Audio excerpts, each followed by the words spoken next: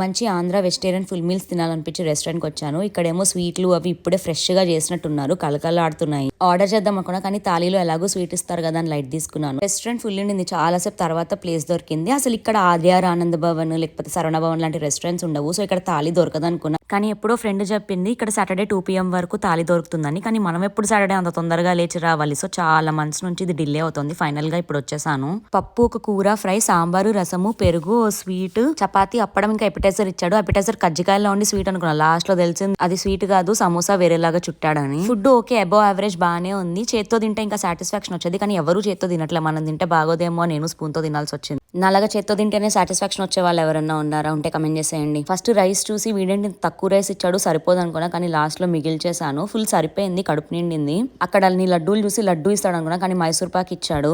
పర్లా, అది కూడా బాగానే ఉండింది. ఇక్కడ తిన్న తర్వాత మనమే క్లీన్ చేయాలి, సో మొత్తం క్లీన్ చేసేసి సగం తిన్న స్వీట్ ని ప్యాక్ చేసుకుని ఇంటికి వెళ్ళిపోయాను.